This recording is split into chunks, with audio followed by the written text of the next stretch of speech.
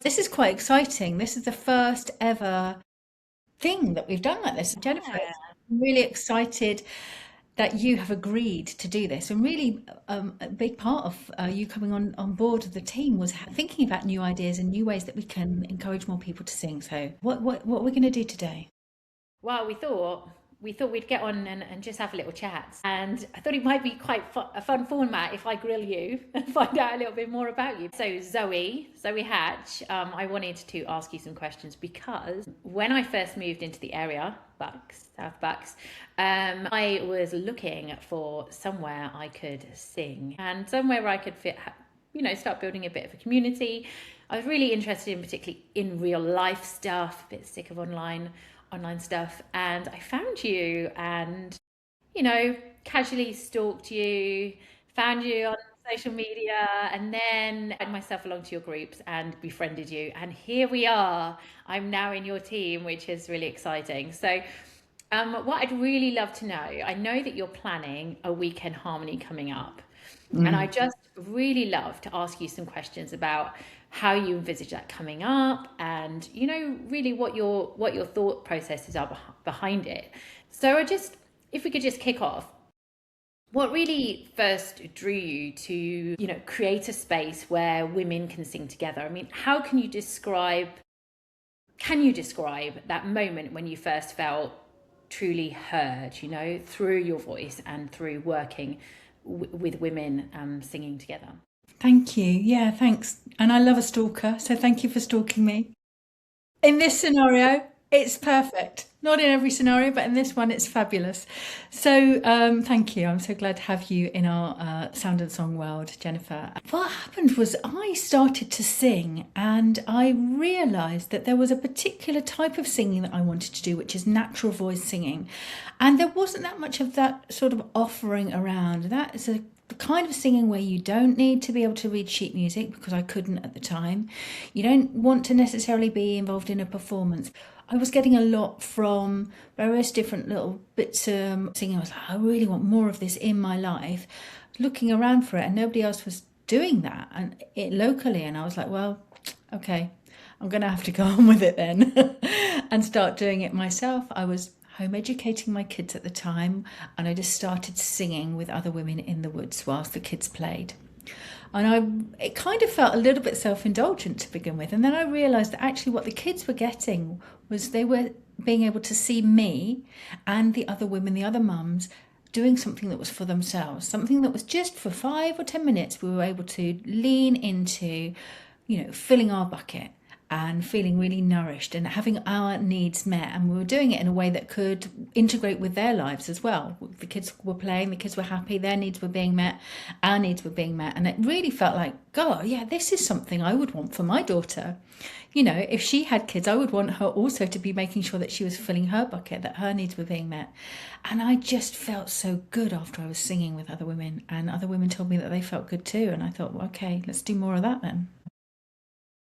So I think that one of the things that made me feel nervous about joining a singing group, and maybe there are people listening now who would kind of, feel a similar way. Perhaps they might feel nervous that they can't necessarily sing. Maybe they can't read music. Maybe they're feeling like they're kind of setting themselves up. What would you say to people who love the idea of singing but maybe don't feel they've got that skill?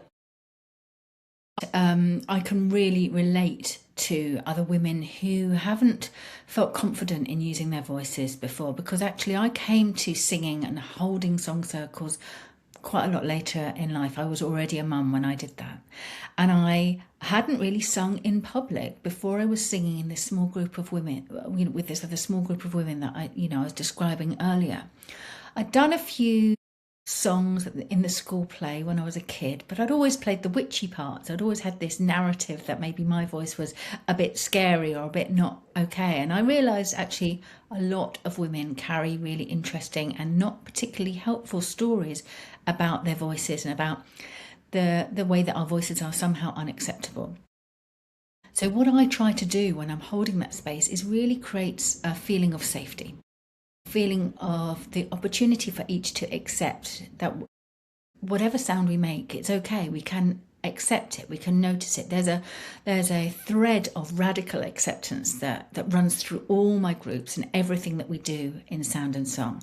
Yeah, we might say, okay, we're going to do that again, and we're going to practice it, and we're going to see if we can create a harmony together, or we can just revisit it to work out what the notes are. But whatever comes is accepted, it's allowed. And I think there's something really liberating about that. There's also something really liberating about working with process rather than thinking about performance. So, what we're doing is we're actually being a little bit more introspective, and we're saying, how is this making me feel? This is going to give me some beautiful feel good hormones just by singing in a group with other people and not worrying about what anyone else thinks. We're not thinking about perfectionism at all when we sing together. And I think, again, that's really liberating. And it's really rare actually for somebody to be tone deaf.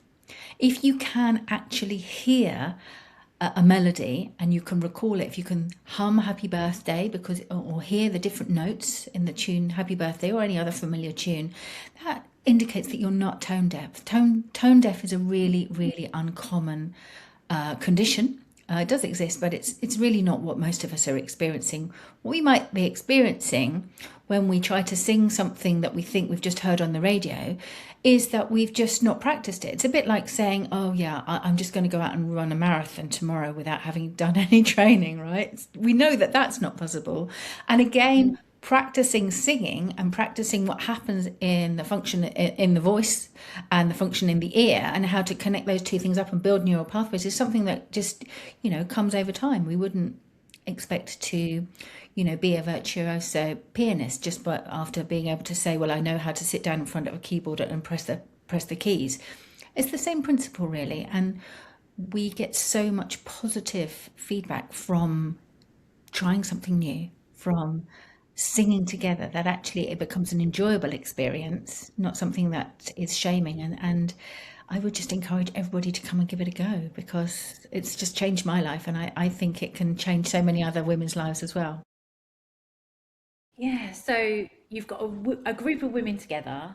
They've never met some of them have never met each other before. And how does it feel when you work with these women and you're helping them start blending their voices together? How does it feel to be in that room? Do you know what? Sometimes it can feel really emotional, but in a really good way.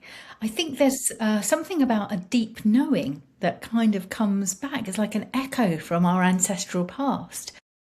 Because, of course, Indigenous communities have used song in a myriad different ways over time, and it's only our culture that says that we're only allowed to sing in a particular way, or we're only allowed to sing if it sounds, bel canto perfect, or sing as though we were a pop star on the radio. And of course there are so many different ways to use our voices. We've got this really vibrant, complex instrument in our bodies, right, that we can use, that we can play with. I think as well, we don't play enough as adults. So this is an opportunity to play and be really joyful and expressive.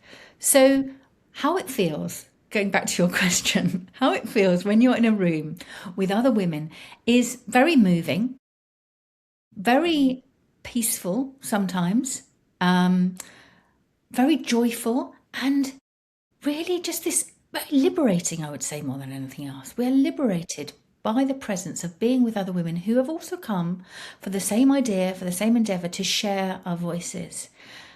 And it's quite unique, I think, in today's culture to be in an environment where you have to really listen as well. That's the other magic of being in a room with other people who are singing.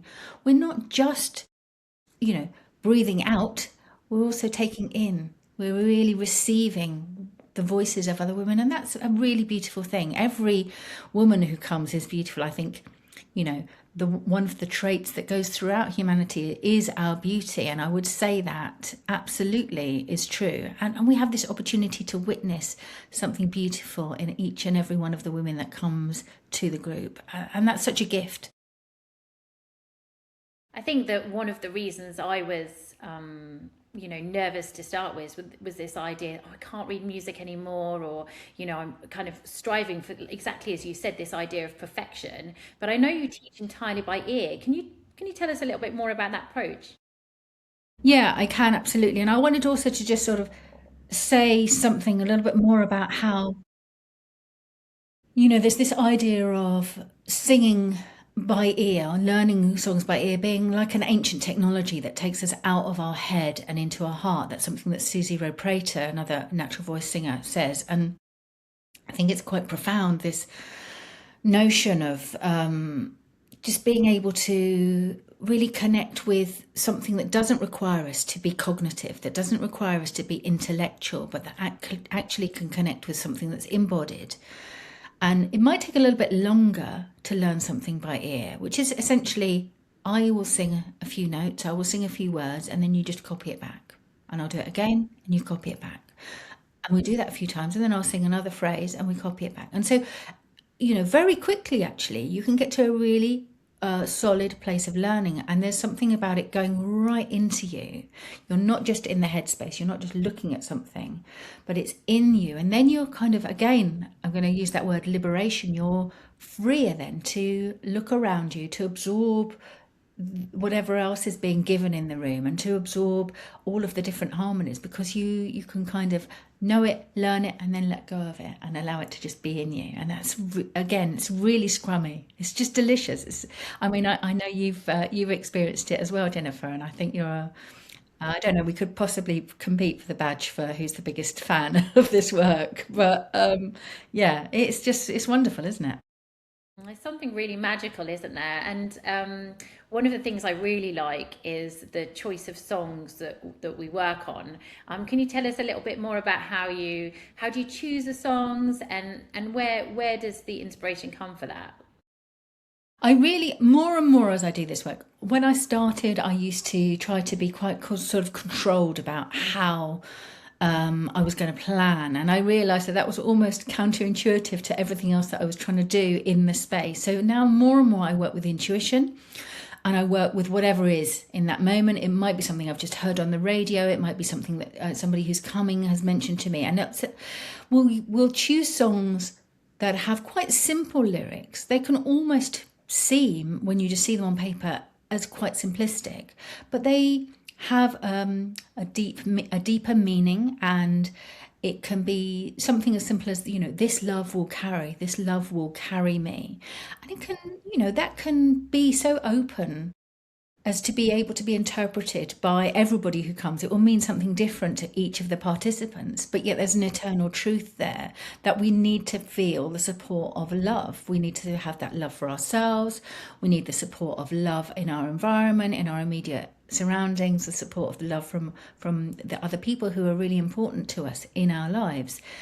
And I think we just don't actually say these words, and they can often enough in our culture, right? They can become like a mantra. It can give us a sense of purpose. And I think when we think about ancient cultures and prayer and song weaving and spell making, they all recognize something which is an eternal and truth, which is that words have power. So we are actually giving attention to words that are kind of the reality that we want to be made real. Yeah. And when that's married with the magic of music, it's just so deliciously nourishing and supporting for each of our nervous systems. And I just think it just makes us feel good, or helps us to connect with some truths that we're all holding as a space for reflection. I guess the other thing I think about when I think about the lyrics that and the songs that we sing, I really like to go for what I might call "Don't Make Me Think" songs. Now, with the Weekend Harmony offering, we go a little bit more complex and a little bit more deeply than we do with our regular weekly groups, which are a little bit more therapeutic, and the sessions are much shorter. So we do stretch ourselves in the Weekend Harmony offerings, but there's the same theme, that we have shorter songs with perhaps 3 or 4 part harmonies that allow us to build a really rich sound quite quickly. So I think there's something really special about singing with women. And as you said, these songs that you're choosing are powerful in their way. There's a way they can resonate with us as we're singing them. And so some women might find that they get emotional, perhaps goosebumpy, or maybe even, laughter or tears. And how do you respond to that when these songs can create emotions for the women in your group?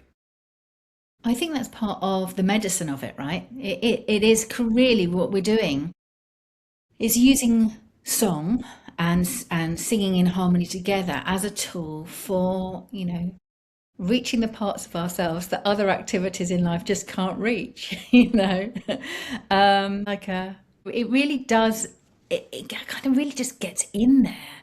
And I think I'm really welcome sharing of emotion. I think that it helps us to connect to our feelings, and we are encouraged in this world to perhaps disconnect from our feelings. We've built this really rational world, and it's amazing, the things that we can achieve scientifically and the processes that we can follow. We couldn't be having this call and putting it out and reaching so many other people via social media if we didn't have a rational world, a logical brain that allowed us to manipulate tools and do that. But if we do that at the expense of our feelings, I think it kind of can be really problematic. It doesn't make us healthy, and I think we're in danger of continuing to build a world that is it's not allowing us all to thrive. It's not allowing life to thrive. So, that's getting a bit deep, but that's kind of where it goes for me. We have to be able to feel in order to really be the best of ourselves, individually and collectively.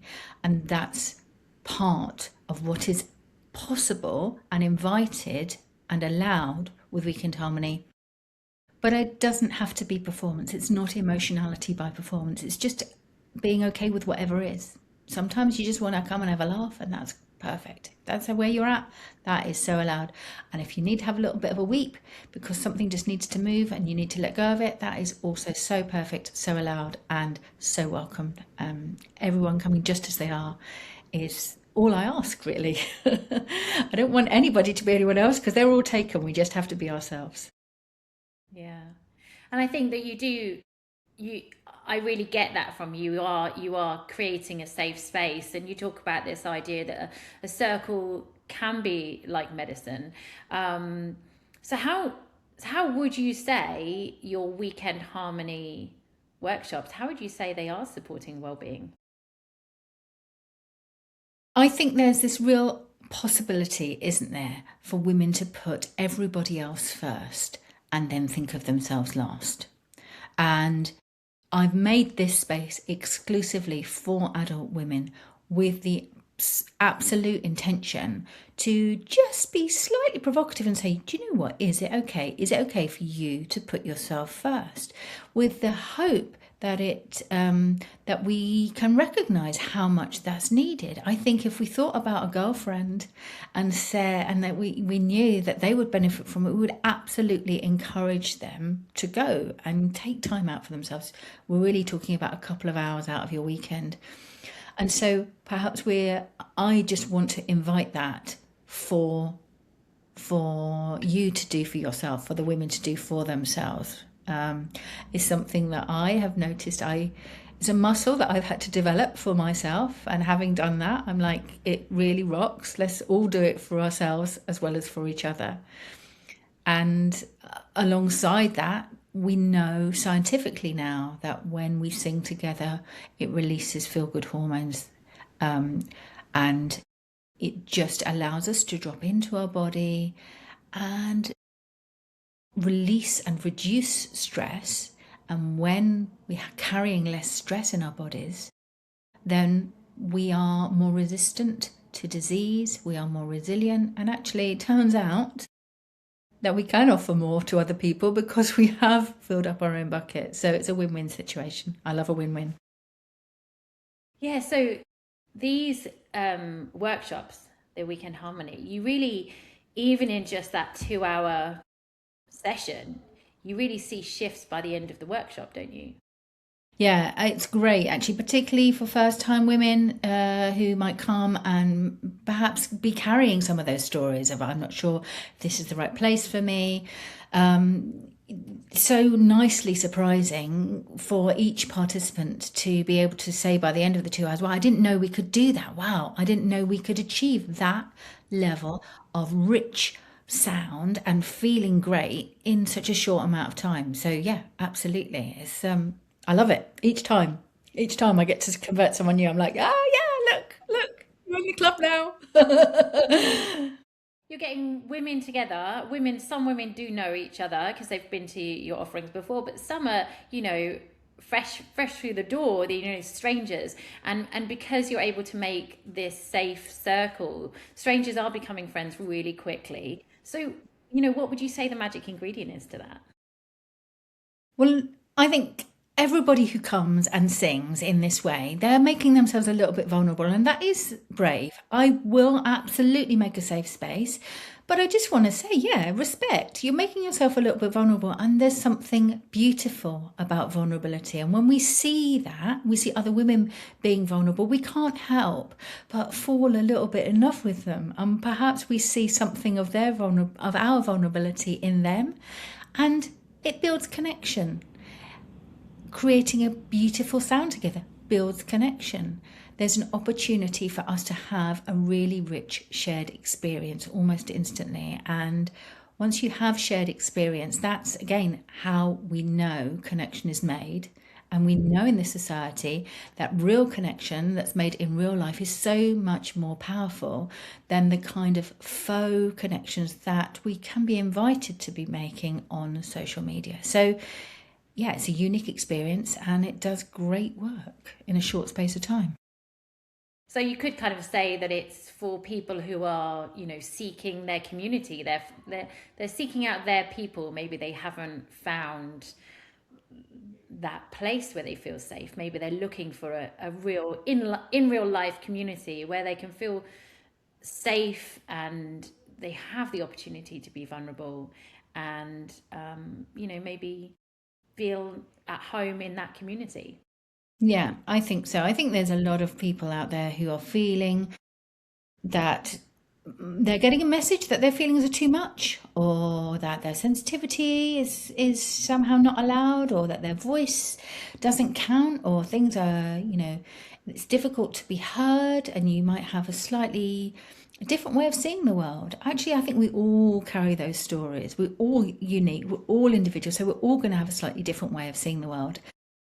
What is unique about this space is that you don't have to all agree.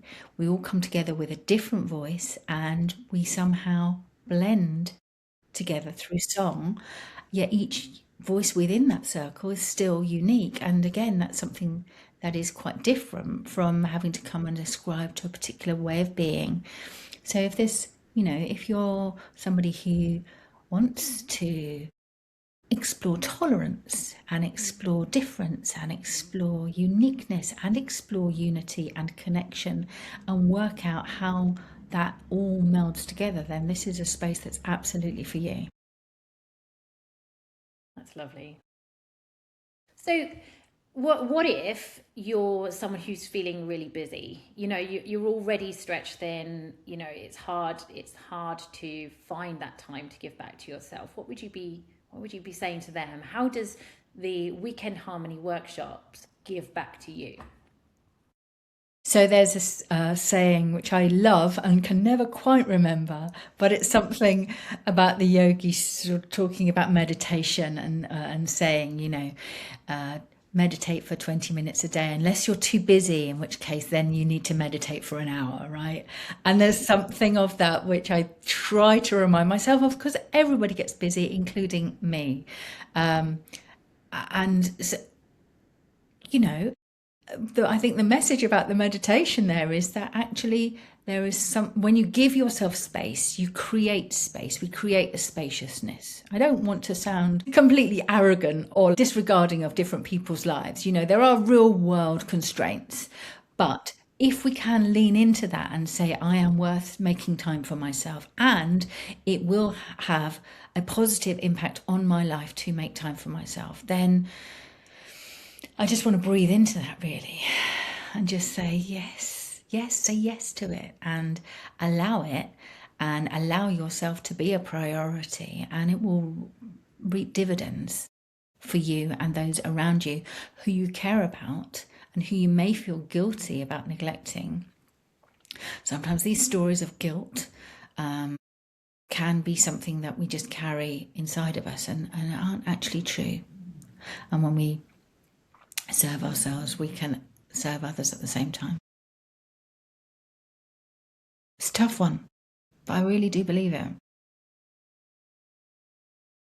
So someone might come across you and they find Sound and Song and they find out you're doing these weekend harmony workshops, and maybe the little voice is you know,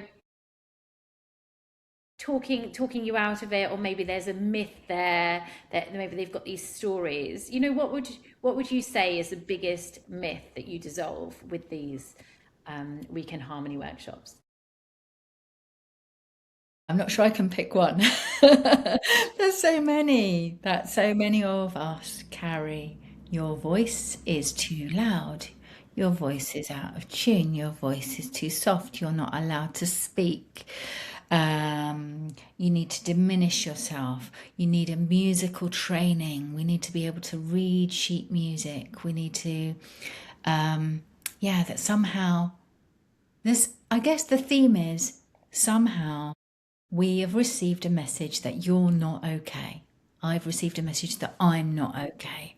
I think we are bombarded by that message all the time in our society, in our culture. And I think that actually there's something a bit cheeky and a bit excitingly radical about singing in harmony, because we are subverting that and we're going, we're okay. I'm going to claim being okay just by taking myself across the threshold and being in this room and going, I'm okay enough to give this a go and let's see what happens. And I really invite that, because that's where exciting stuff starts to emerge.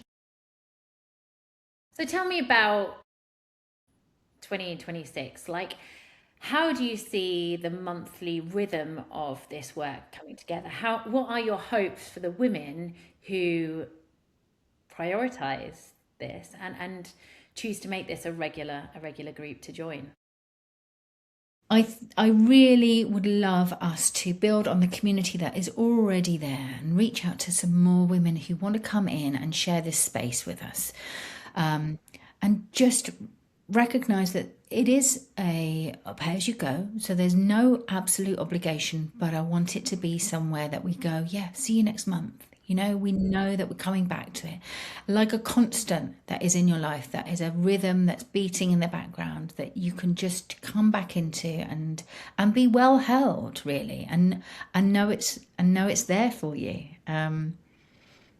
and that we can also hold each other in that space, that we can start to see familiar faces and recognizable faces that start to form community even more deeply, that has ripples outwards, that becomes not just about the singing, but it becomes about transformation in many other aspects of our lives as we build smaller individual connections between each member of the community.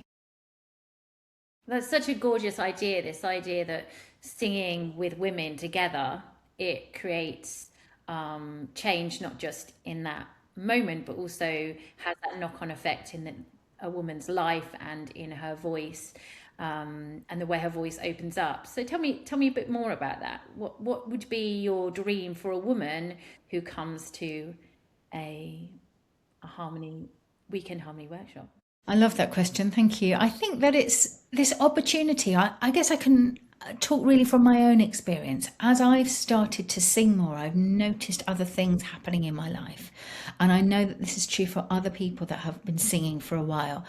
There's something about being with your voice that allows you to be embodied as yourself. It's especially in the way that we do this. We're not about performance or perfection, as I've said many times before. We're about being real. and really going, ah, that's how my voice sounds. Okay, it wants to sort of crack a little bit in that way today, and that's okay. So we've on the one hand, we've got this radical acceptance with what is. On the other hand, we've got this opportunity to really lean into being honest.